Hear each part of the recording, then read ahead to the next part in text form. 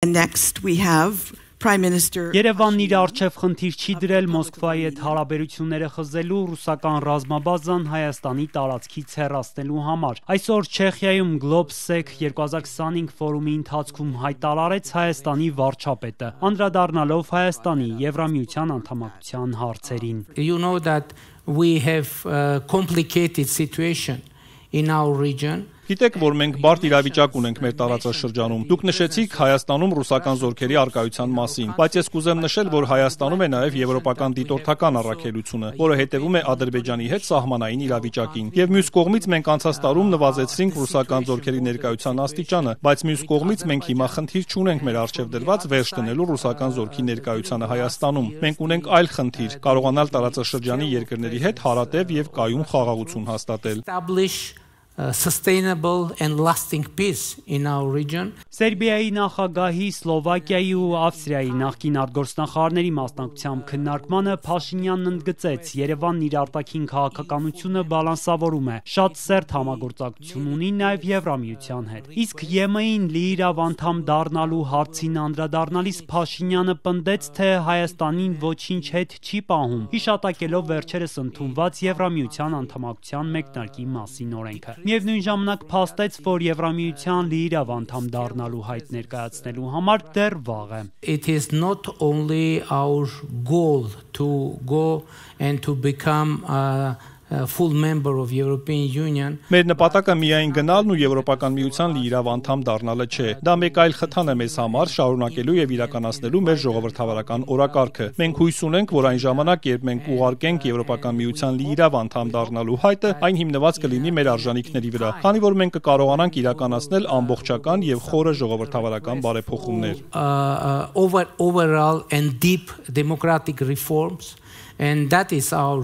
agenda. Հայաստանի վարչապետն ընդգծեց, Երևանում հասկանում են, որ Հայաստանը չի կարող միաժամանակ լինել թե ԵԱՏՄ, թե ԵՄ անդամ, եւ ինչ որ պահի ապագայում պետք է որոշում կայացնի, թե որ կառույցի օգտին կլինի այդ որոշումը, Փաշինյանի խոսքից բարձ չդարձավ։ Վարչապետը խոսեց նաեւ հայ-ադրբեջանական խաղաղության համաձայնագրի ստորագրման անհրաժեշտությունից։ And you know that recently this year we've been able with Azerbaijan. Վերջերս մենք Ադրբեջանի հետ կարողացանք դրական արդյունքով ավարտել բանակցությունները խաղաղության պայմանագրի վերաբերյալ։ Նկատի ունեմ նախագիծը երկկողմ համաձայնեցրինք եւ հիմա ժամանակն է ստորագրելու խաղաղության պայմանագիրը եւ մենք քննարկումների մեջ ենք Ադրբեջանի հետ թե ինչպես հասնել այդ կետին եւ ստորագրել խաղաղության պայմանագիրը։ With Azerbaijan how to get to that point and to sign peace agreement. Ավելի ուշ կայացած մեկ այլ քննարկման ընթացքում Փաշինյանը հայտարարեց, որ Երևանն ու Բաքուն պետք է փորձեն մինչև տարեվերջ ստորագրել խաղաղության պայմանագիրը ու լուծել Մինսկի խումբը։ Թեև տեքստի համաձայնագրումից 2.5 ամիս է անցել, Բաքուն հրաժարվում է ստորագրել համաձայնագիրը, պնդելով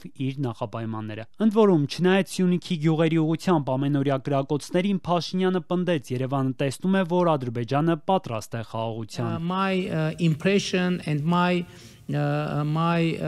opinion is that it is a matter of time. Of course, it is connected with wider economic regional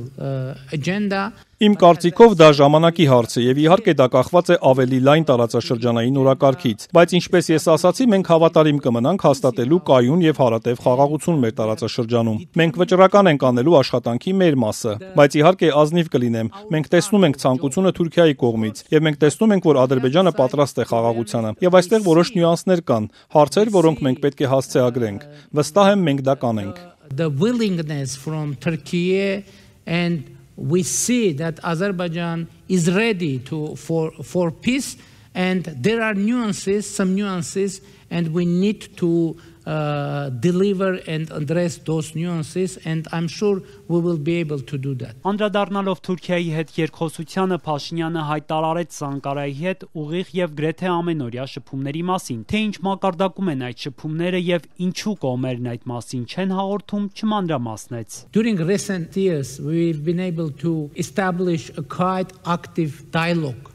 between Armenia and Turkey. We had several meetings with President Erdogan and those Վերջին տարիներին մենք կարողացել ենք Թուրքիայի հետ հաստատել բավականին ակտիվ երկխոսություն։ Ես նախագահ Էրդողանի հետ մի քանի հանդիպումներ եմ ունեցել, որոնք կառուցողական են եղել։ Գետնին մենք ունենք բազմաթիվ շոշափելի ձեռքբերումներ, բայց 3 տարի առաջ, երբ Հայաստանը ցանկանար իմանալ որն է Թուրքիայի դիրքորոշումը ինչ-որ հարցի վերաբերյալ, մենք պետք է խնդրեինք երրորդ կողմին Անկարայից ճշտել, որ այդ հարցի պատասխանը ստանայինք։ Բայց հիմա մենք ունենք ուղիղ եւ եկեք ասեմ ամենօրյա շփումներ։ Եվ ես հուսով եմ եւ ես վստահ եմ, վերջնարդյունքում այս գործընթացը կտանի դիվանագիտական հարաբերությունների հաստատմանը եւ սահմանների բացմանը եւ տնտեսական կապերի ստեղծմանը եւ այլն։ Հայաստանի եւ Թուրքիայի հատուկ ներկայացուցիչները 2022 թվականին Վիեննայում պայմանավորվել էին սեղմ ժամկետում ցամաքային սահմանը բացել երրորդ երկրների քաղաքացիների համար։ Հայաստանն անգամ մարգարայի անցակետը վերանորոգեց, բայց Թուրքիան մինչ այժմ սահմանը չի բացել։ Ավելին պաշտպանում է Զանգեզուրի միջանցքի գաղափարը